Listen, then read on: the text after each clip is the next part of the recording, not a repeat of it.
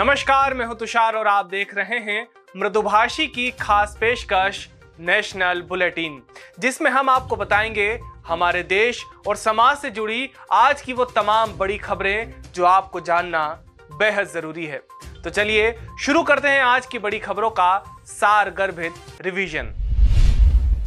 हरियाणा में राहुल गांधी की भारत जोड़ो यात्रा का आज तीसरा दिन था। इस दौरान फरीदाबाद में कांग्रेस ने प्रेस कॉन्फ्रेंस कर जनसभा को संबोधित किया, जहां कन्हैया कुमार ने बीजेपी सरकार पर जोरदार हमला बोला।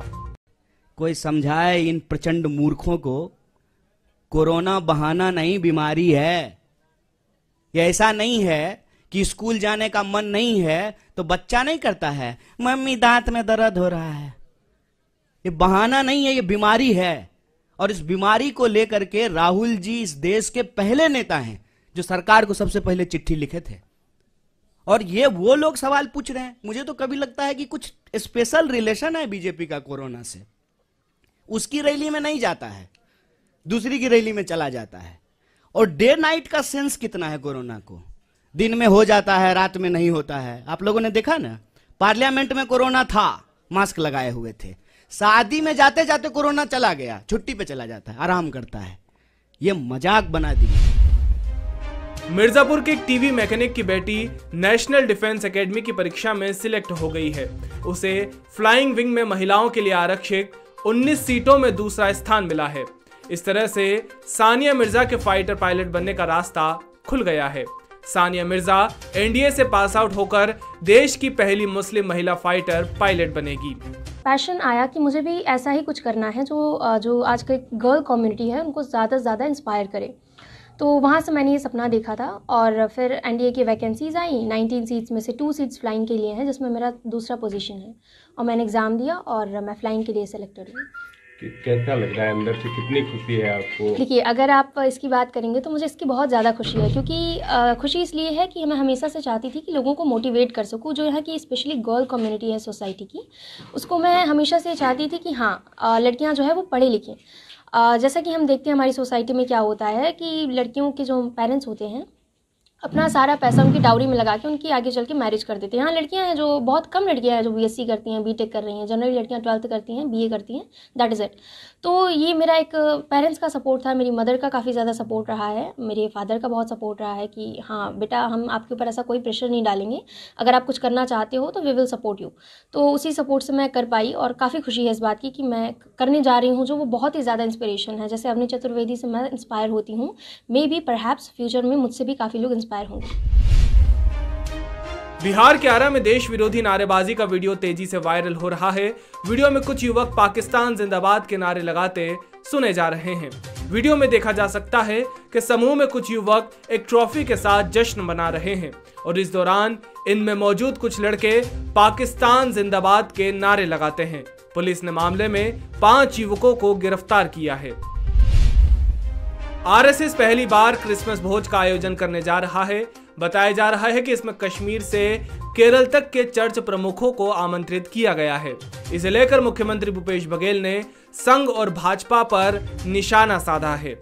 आरएसएस जो है क्रिसमस भोज कराने जा रही है, तो केरल से लेकर कश्मीर तक के जो चर्च प्रमुख हैं वो शामिल होंगे। देखो, अब ऐसा है कि वोट क्या क्या नहीं कराती, क्योंकि उसकी जमीन खिसक गई है भारतीय जनता पार्टी की। कर्नाटक में चुनाव होने वाला है, महाराष्ट्र, गुजरात, मध्य प्रदेश, तो इसमें से 3 जो प्रदेश है, कर्नाटक, महाराष्ट्र और मध्य प्रदेश, ये तो लोकतंत्र की चोरी हुई है, आप सब जानते हैं। उसके बाद बन जाता है गुजरात, गोवा, उत्तर प्रदेश, उत्तराखंड और नॉर्थ ईस्ट कुछ राज्य, तो एक पट्टी बची हुई है। अब उसको अब ये लोग तो कहे थे कांग्रेस मुक्त भारत, अभी खुद सिमटते जा रहे हैं। तो कभी वो मस्जिद और मजार जा रहे हैं मोहन भागवत जी, तो कभी अब क्रिसमस का आयोजन कर रहे हैं। तो इनके कथनी करनी में बहुत अंतर है। सिद्धांत उद्धांत से कोई लेना देना नहीं, सत्ता में इसको बने रहना है और लोगों के बीच में वैमनस्यता फैलाना है और एक दूसरे भाई को लड़ा के अपना उल्लू सीधी करना, अपना वोट लेना, यही इनका उद्देश्य है। लोकसभा की कार्यवाही शुक्रवार को अनिश्चितकाल के लिए स्थगित कर दी गई। स्पीकर ओम बिरला ने कहा कि सदन की प्रोडक्टिविटी 97% रही। सभी को पर्याप्त समय मिला और सभी ने अपनी बात रखी। सदन में सत्र प्रधानमंत्री नरेंद्र मोदी और सबके सहयोग से सुचारू रूप से चले। मादक द्रव्यों के सेवन और ग्रांट आदि महत्वपूर्ण मुद्दों पर चर्चा हुई। सदस्यों को ध्यान रखना चाहिए कि संसद के अंदर महत्वपूर्ण मुद्दों पर सकारात्मक चर्चा हो।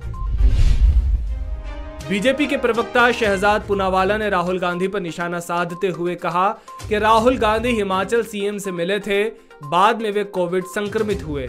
क्या राहुल गांधी ने खुद को आइसोलेट किया? आप ही सुनिए कि शहजाद पूनावाला ने और क्या कहा। फिर से राहुल गांधी एक गैर जिम्मेदाराना व्यक्ति की तरह पेश आ रहे हैं, जो परिवार को प्रोटोकॉल के ऊपर, परिवार हित को प्रजा हित के ऊपर और दल हित को देश हित के ऊपर रखते हैं। और इसलिए आज सवाल पूछा जाना चाहिए कि सुखविंदर सुक्खू जी, जो हिमाचल प्रदेश के मुख्यमंत्री है, वो गए थे भारत जोड़ो यात्रा में 16 तारीख को। राहुल गांधी और उनकी साथ में तस्वीरें हैं जहां पर राहुल गांधी ने उनके गले में हाथ डाला हुआ है। 19 तारीख को रिपोर्ट्स के आधार पर पता चलता है कि सुखविंदर सुक्खू जी कोविड के लिए पॉजिटिव टेस्ट हुए हैं। क्या उसके बाद राहुल गांधी ने अपने आप को आइसोलेट किया, जो कि एस्टैब्लिश्ड कोविड नॉर्म्स है? क्योंकि हमें पता है कि यदि आप किसी कोविड पॉजिटिव पेशेंट के टच में आते हैं तो 7 से 10 दिन आप अपने आप को आइसोलेट करते हैं ताकि ये संक्रमण किसी और को ना फैले। तो क्या राहुल गांधी ने ऐसा किया या जानबूझकर इसको भी इग्नोर किया? क्योंकि सार्वजनिक मंच से वही राहुल गांधी ने ये भी कह दिया कि कोविड एक बहाना है और मास्क पहनना भी एक बहाना है। मतलब पहले कांग्रेस पार्टी ने वैक्सीन हेजिटेंसी फैलाई, वैक्सीन के बारे में दुष्प्रचार किया, बछड़े के खून से बना है, वैक्सीन काम नहीं करेगी, वैक्सीन से आपको खतरा है। अब मास्क के ऊपर भी किस प्रकार के सवाल चिन्ह खड़े किए गए हैं कांग्रेस पार्टी के द्वारा। कोविड के एग्जिस्टेंस के ऊपर ही सवाल चिन्ह खड़े कर दिए गए हैं कांग्रेस पार्टी के द्वारा। कांग्रेस कोविड को ही डिनाई कर रही है। तो क्या आज सवाल नहीं पूछा जाना चाहिए कि क्या राहुल गांधी ने कोविड अप्रोप्रिएट बिहेवियर दिखाते हुए अपने आप को आइसोलेट किया, हाँ या ना? आरजेडी के वरिष्ठ नेता और पूर्व मंत्री अब्दुल बारी सिद्दीकी अपने हालिया बयान को लेकर विपक्ष के निशाने पर आ गए हैं। दरअसल उन्होंने कहा था कि देश में मुसलमानों के लिए माहौल खराब है। मैंने विदेश में रह रहे अपने बच्चों को देश न लौटने की सलाह दी है। वहीं इस बयान पर विवाद होने के बाद उन्होंने खेद जताया, लेकिन वे मुसलमानों पर दिए बयान पर अब भी कायम हैं। तो हमने कहा अपने बेटा बेटी को कि नौकरी कर लो उधर ही, अगर सिटीजनशिप भी मिले तो ले लेना। अब इंडिया में माहौल नहीं रह गया, तुम लोग झेल पाओगे या नहीं झेल पाओगे, ये बात हो सकता है। आप समझ सकते हैं कि कितनी तकलीफ से आदमी ये बात अपने बाल बच्चों को कहेगा कि अपना मातृ वतन, अपनी मातृभूमि को छोड़। ये दौर आ गया। मध्य प्रदेश विधानसभा के शीतकालीन सत्र में गुरुवार को कांग्रेस विधायक जीतू पटवारी द्वारा सरकारी खर्चे से भाजपा कार्यालय में चाय नाश्ता और भोजन की व्यवस्था करने के आरोपों को संसदीय कार्य मंत्री डॉक्टर नरोत्तम मिश्रा ने झूठ का पुलिंदा बताया है। हमने तय किया है कि इस पूरे के पूरे उसके लिए जीतू पटवारी जी के झूठ बोलने में, सदन का उपयोग करने के लिए, उनके झूठ बोलने में अपने आप को महिमामंडित करने के लिए, उनके झूठ बोलने में भाजपा को बदनाम करने के लिए, उनके झूठ बोलने में हमारी सरकार को बदनाम करने के लिए हम अपने विधायकों से प्रश्न और संदर्भ समिति में विधानसभा अध्यक्ष को इनकी शिकायत दिलवाएंगे और कार्रवाई की मांग उस पर हम करेंगे। सिक्किम के जेमा में शुक्रवार को आर्मी का ट्रक खाई में गिर गया। इसमें 16 जवानों की मौत हुई है, 4 घायल हैं। आर्मी ने बताया कि वाहन एक तीखे मोड़ पर फिसल गया और सीधे खाई में जा गिरा। इस वाहन के साथ आर्मी के 2 वैन और थे। तीनों वाहन सुबह चटन से थंगू के लिए निकले थे। सेना की रेस्क्यू टीम ने 4 घायल जवानों को एयरलिफ्ट किया है। शवों को भी निकाला जा रहा है। सरकार ने संसद में कहा कि भारत और श्रीलंका के बीच राम सेतु के पुख्ता साक्ष्य नहीं है। स्पेस मिनिस्टर जितेंद्र सिंह गुरुवार को भाजपा सांसद कार्तिकेय शर्मा के राम सेतु पर पूछे गए सवालों का जवाब दे रहे थे। उन्होंने कहा, जिस जगह पर पौराणिक राम सेतु होने का अनुमान जाहिर किया जाता है, वहां की सैटेलाइट तस्वीरें ली गई है। छिछले पानी में आइलैंड और चूना पत्थर दिखाई दे रहा है, पर यह दावा नहीं कर सकते कि यही राम सेतु के अवशेष हैं। अभी के लिए इतना ही। कल फिर हाजिर होंगे कल की बड़ी खबरों के साथ। तब तक के लिए मृदुभाषी को सब्सक्राइब करना ना भूलें।